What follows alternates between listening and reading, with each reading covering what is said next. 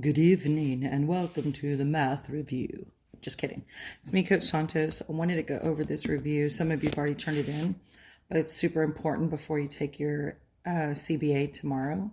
So make sure that you take time to watch this video, maybe pay attention so that you can distinguish and help yourself with the CBA.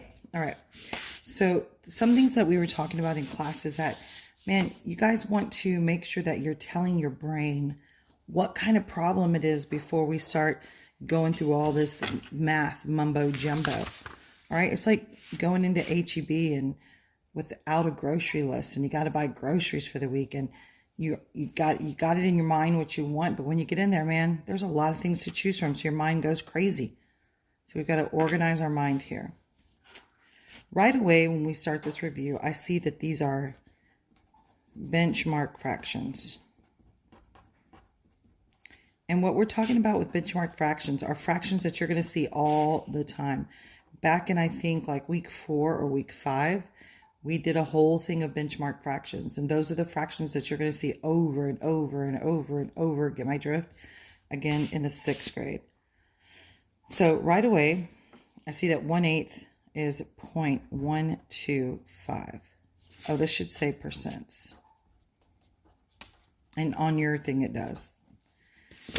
3/8 is 0.375. These are what I call the crazy eights, because eights, fractions that have an 8 on the denominator, have 3 numbers in the decimal.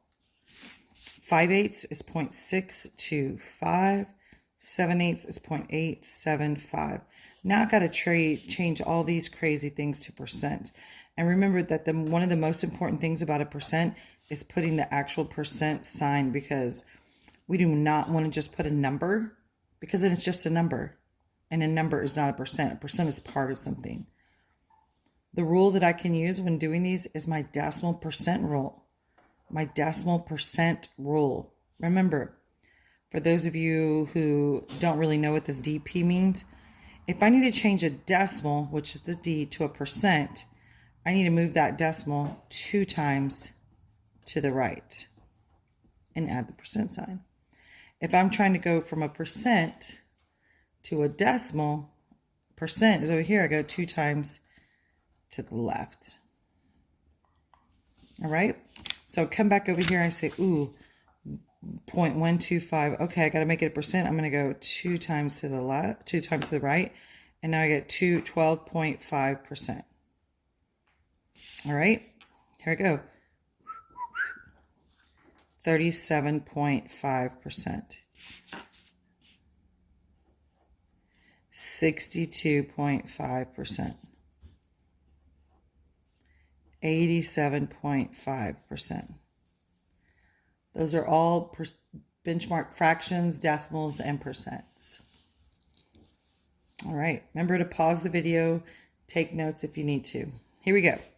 So now it says write 6.25% as a fraction and a decimal. Heck, you know what? I'm going to do the decimal first, and then I'm going to do the fraction, because changing 6.25%, I just did it over here. I just changed a decimal to a percent. Now I'm going to go percent to decimal. So I'm going to go 2 times to the left. So I have 6.25%. And dude, like half of you want to say, oh, the decimal's 0.625. That's not true, man. That's just 1 time. I've got to move it. And now it goes here, and I've got to put a 0. So my new number is 0.0625. Now, how do I change this decimal to a fraction? If you go back and look at your notes, decimal to a fraction, not a percent to a fraction, decimal to a fraction is I put the number over the place value. Okay, well, so the number is 625. The place value is tenths, hundredths, thousandths, 10,000ths. And then I can reduce that. If I divide by 125, I'm going to get 5/80ths.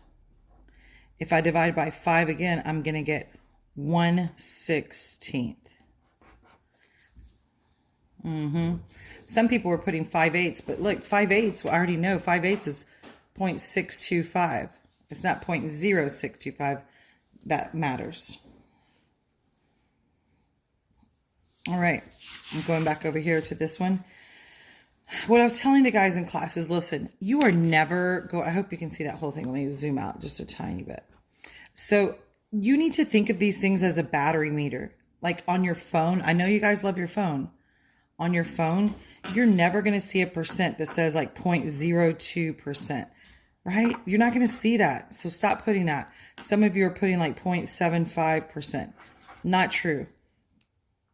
Anytime you see your phone, you see it in whole numbers. You see like, oh, your phone's at 50%. Oh, your phone's at 25%. The first percent that you ever learned, probably in elementary somewhere, was 50%. And 50% means what? Half. Right. I heard somebody say it. So anytime I see these on the test, I'm going to go, ooh, even if they don't have these big lines, I'm going to go, ooh, I know where 50% is. It's right in the middle. So that's 50%. Now I'm going to start using some of my common sense and going, well, everything this way is greater than 50%. Everything this way is less than 50%. I was telling the kids in class, like, man, you got to start using some of that stuff that you know that's stuck in your head. I'm going to use some common sense. I'm going to go, well, this has to be somewhere really close to 50 because it's right next to 50. This is not going to be anything close to 50. If I'm looking at this, it goes from 0 to 50 and there's 1, 2, 3, 4, 5 increments. So I'm pretty sure that this is 10, 20, 30, 40, 50. It looks like a football field. So I'm pretty sure that that's 40%. It's right next to 50, so it's pretty close. And this is 10%. If I keep going on all these big lines, I'm going to get 60, 70, 80, 90, and this is 100 away over here. So now this line comes right here. It's trying to be sneaky, and it's halfway between 70 and 80. So I know that's 75%. No math needed. All right. Anytime I see greatest to least or least to greatest, remember we talked about ascending and descending. This right here is descending. So as soon as I see this, I know that, boom, I've got to make all of these decimals. I got to make them all the same so that I know I can compare them. If I divide these up, I know that 3/5 is a benchmark fraction. I got 0.60 or 0.6. Oh, but look right here, I have a negative. So this is negative 0.75. I got negative 0.8. These have 2 decimal places, so I'm going to go ahead and put a 0 for there. And if I make this a decimal, I have 0.50. So now I need to start with the biggest one first. This is how I do it, and this is how you should do it too. I start with the biggest. This is 60 cents. This is negative, so definitely out, definitely out. It's between 60 and 50. 0.60 is the biggest, and that's 3/5. So I cross it out.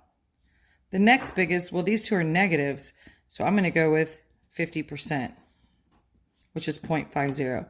Now I have to determine which one of these is biggest. And for negatives, it's kind of hard because it's opposite of positive numbers. So I'm going to ask myself, which one's smaller? Would I rather owe somebody 75 cents or 80 cents? Well, 75 cents. So that's got to be more. 80 cents means I'm further in debt, so that I know that that's going to be the last number. And this one's going to go here. Pay attention to those negatives. That was in our notes about a negative number being the bigger the negative, the smaller the value. And if I get nervous, I'm going to draw a number line here. I could draw a number line and put these on a number line and read from least to greatest or greatest to least. All right. Mr. Mize wants to run 2.5 miles after school. Each lap around the track is 0.25 miles. How many laps will he have to run? Okay, this looks like math, but I'm not going to. I'm going to make it an art project, and I'm going to draw this out. And listen, tests aren't going to trick you and be unrealistic.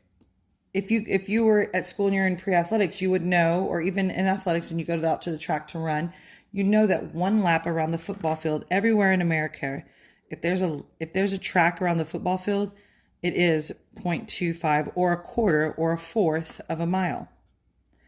1/4 of a mile.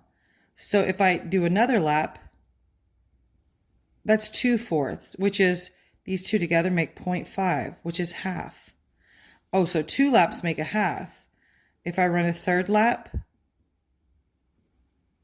that's 3/4. If I run one more lap, that's another half. And now I have 1 whole mile. So I'm looking at this, I'm going I go 4 laps equal 1 mile. But I need to run 2.5. Well, I'm going to do another mile then. And that's 4 laps. But now I have 2. So now I need a half. So how many laps would I have to run for half a mile? If 4 laps equal 1 mile, then I can take away 2 laps and get 2 laps will equal half a mile. So I add up all these laps and now I have 10 laps.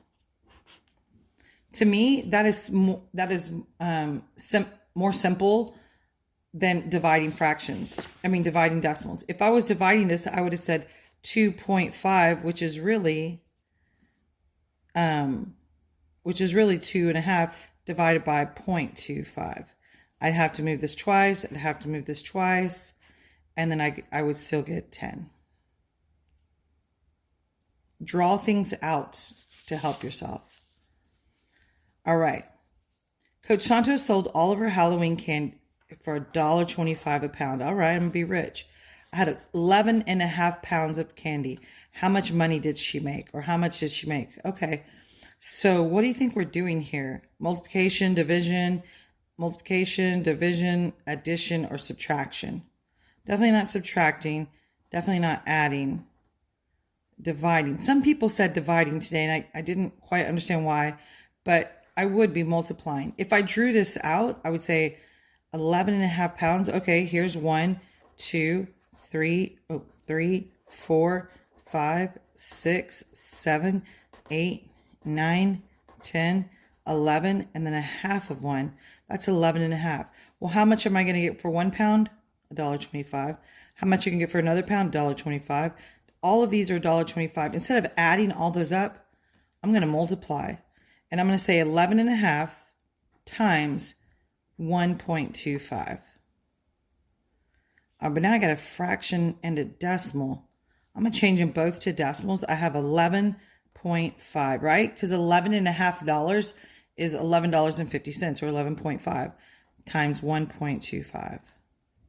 Okay, cool. So watch this. Here I go. 11.5 times 1.25. Ready? 5 times 5 is 25. Carry my 2. 5 times 1 is 5. Plus 2 is 7.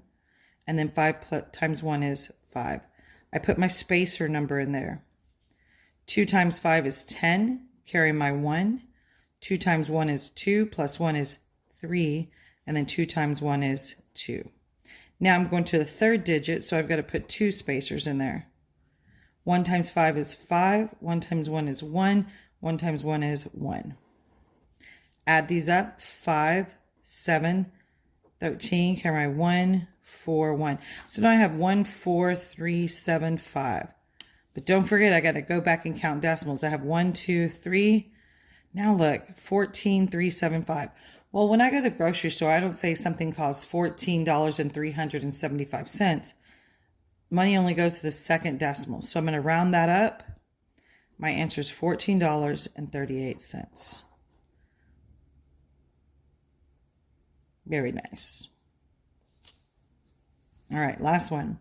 Last night, 125 out of 500 houses had their porch light on. What percentage? Oh, we talked about that. What percentage? Anytime I see what percentage, I'm setting up a proportional, or I would calling it a dinner plate. When my part goes on top, my whole goes on the bottom. I have a percent and 100. What percentage of houses did not? Ooh, that's super important because this is, they had them on. This is did not. So there's a couple of ways to do this. I could go ahead and figure out the number of houses that didn't have it on, or I could just start, here. I'm going to say 125 had them on, 500 out of 500. Great. I'm going to cross multiply and divide. And I get 125 times 100. Great. Divided by 500. I'm going to do my old trick where I cross out some zeros. And now I divide. It goes into 2. That's 10. 25. So 25% of houses had their lights on.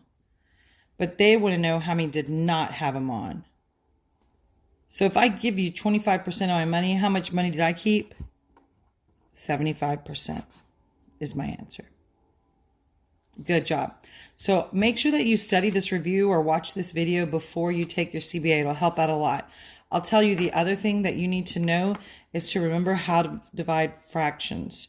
So if I have 5/4 divided by 1/3, remember I go keep, change, flip. I get 5/4 times 3/1. Remember how to do that, please. Keep, change, flip. Other than that, I feel like the test, you're set up pretty golden for that test. Take your time, and please watch this video before you take it.